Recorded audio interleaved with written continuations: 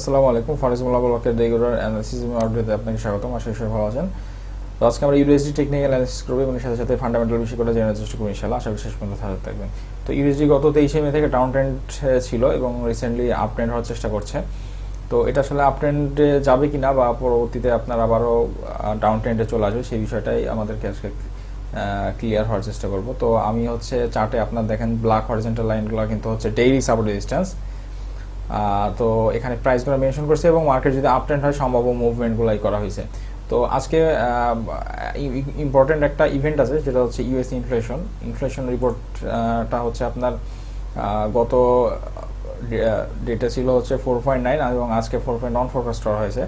তো এখানে একটা গুরুত্বপূর্ণ বিষয় যে হচ্ছে ফেডের লাস্ট স্টেটমেন্ট ছিল এরকম যে তারা সামনে যে ডেট আছে মানে এই সামনে 15ই জুন বৃহস্পতিবার এই সপ্তাহতেই আপনার হচ্ছে ওদের ইন্টারেস্ট রেট ডিসিশন আছে। তো ওরা এই ডেটে আপনার কোনো প্রকার ইন্টারেস্ট রেট হাইক করার পক্ষে মতামত দেয়নি আর কি, তাদের এই রেটে হাইক করার কোনো ইচ্ছা নেই।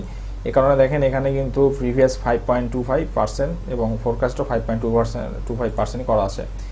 তো আজকে যদি এই কারণে আজকে ইম্পর্টেন্ট বিষয়টা ইকোনমিক্যাল ক্যালেন্ডার, আজকে যদি আপনার ইনফ্লেশনটা বেশি আসে তাহলে হয়তো বা তারা সিদ্ধান্তটা পরিবর্তন করলেও করতে পারে। তো যদি ইন্টারেস্ট রেটটা বাড়ানোর সিদ্ধান্ত হয় তাহলে হয়তো বা ডলার আবারও শক্তিশালী হয়ে যাবে এবং ইউএসডি হয়তো বা ডাউন ট্রেন্ডে চলে আসতে পারে। কিন্তু ইনফ্লেশন যদি কম আসে তাহলে হয়তো আমরা ইউএসডিকে আপ ট্রেন্ডে আরও দেখতে পারি। তো আগামী বৃহস্পতিবার পর্যন্ত আমাদের ট্রেডিং, বৃহস্পতিবারে যেহেতু ইসিবি এবং হচ্ছে আপনার ফেড দুইটারই ইন্টারেস্ট রেট ডিসিশন আছে।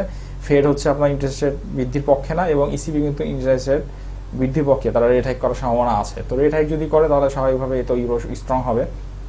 তো আমাদের ট্রেডিংটা এখন কেমন হবে, আমরা হচ্ছে প্রথমত দেখব যে এখন যেহেতু অনেক মার্কেট হচ্ছে বুলিশ হয়ে আছে, প্রায় 740-45 থেকে মার্কেট উঠতেছে এখানে হচ্ছে কারেকশন দেওয়ার পর। তো আপনার হচ্ছে এখন আসলে লং পজিশনে যাওয়াটা একটু রিস্ক। তো এই কারণে আমরা অপেক্ষা করব যদি মার্কেট 830-এর যে ডেইলি রেজিস্ট্যান্স আছে সেটাকে যদি ব্রেক করে যদি দেখেন এখানে যে ড্র করছি এভাবে যদি ব্রেক করে যদি আবার উঠতে থাকে তাহলে হয়তো আমরা এখান থেকে লং পজিশন নিতে পারি। এটা আমাদের টার্গেট হবে হয়তো এখানে এসএল হতে পারে হচ্ছে আপনার 830 থেকে 810 এরকম একটা এসএল দিয়ে আপনার হচ্ছে টার্গেট 920 বা 30 পর্যন্ত আমরা নিতে পারি আর কি।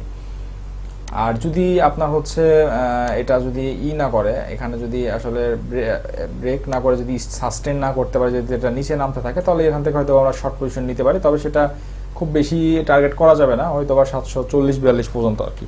তো আপাতত আমাদের এরকম টার্গেটটাই হচ্ছে করা উচিত।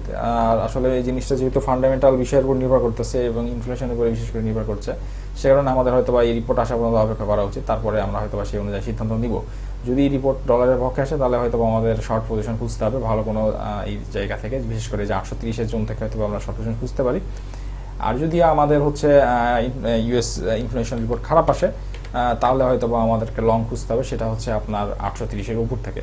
তো ভিউয়ার্স, এটাই ছিল ইউএসডির আপডেট এবং আগামী বৃহস্পতিবার পর্যন্ত এটা হচ্ছে আপডেট। বৃহস্পতিবারে হচ্ছে আপনার রাত 12টার সময় হচ্ছে ইন্টারেস্ট রেট ডিসিশন এবং সন্ধ্যা 6:30টায় আছে হচ্ছে ইসিবির ইন্টারেস্ট রেট ডিসিশন। তো এর আগে পর্যন্ত হয়তো বা মার্কেট স্বাভাবিক থাকার একটা সম্ভাবনা আছে। যদি হচ্ছে আজকের রিপোর্টে যদি ডলার দুর্বল হয় তাহলে হয়তো বা মার্কেট স্বাভাবিকভাবে বুলিশ মেনটেন করতে পারে। কিন্তু যদি আজকের রিপোর্টে ডলার শক্তিশালী হয়ে যায় তাহলে হয়তো বা এখান থেকে আমরা মার্কেটকে 820 থেকে 680 এই জোনের ভিতরে হয়তো দেখতে পারবো। তো ভিউয়ার্স, এটা ছিল বৃহস্পতিবার রাত পর্যন্ত আমাদের ইউএসডির আপডেট। ইনশাল্লাহ সামনে নেক্সট বৃহস্পতিবারে আমাদের নিউজের উপরে আবারও আপডেট দিব ইনশাল্লাহ। তো সেই পর্যন্ত সুস্থ থেকে শেষ করছি। আসসালামু আলাইকুম রহমতুল্লাহ।